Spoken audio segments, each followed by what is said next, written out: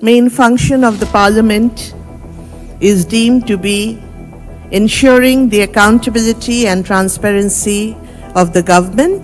বাংলাদেশের প্রথম নারী স্পিকার ডক্টর শিরিন শারমিন চৌধুরী একসময় সংবাদ মাধ্যমের শিরোনামে নিয়মিতই ছিলেন জাতীয় রাজনীতির দৃশ্যমান মুখ। সংসদ পরিচালনা থেকে আন্তর্জাতিক মঞ্চ সবখানেই ছিল তার সক্রিয় উপস্থিতি। অথচ ৫ই আগস্টের পর গত ১৭ মাস ধরে যেন হঠাৎ করেই অদৃশ্য হয়ে যান তিনি। ২০২৪ সালের ৫ আগস্ট আওয়ামী লীগ সরকারের পতনের দিন সংসদ ভবনের সরকারি বাসভবন থেকে সপরিবারে তড়িঘড়ি করে বের হয়ে যেতে দেখা যায় তাকে।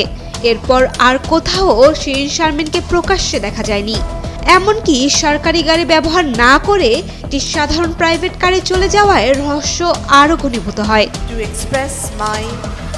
আইনশৃঙ্খলা বাহিনী সহ সংশ্লিষ্টদের কাছ থেকেও এতদিন তার অবস্থান সম্পর্কে স্পষ্ট কোনো তথ্য মেলেনি। ফলে প্রশ্ন উঠেছিল তিনি কি দেশে আছেন নাকি গোপনে বিদেশে পাড়ি জমিয়েছেন। অবশেষে সেই জল্পনার অবসান হলো।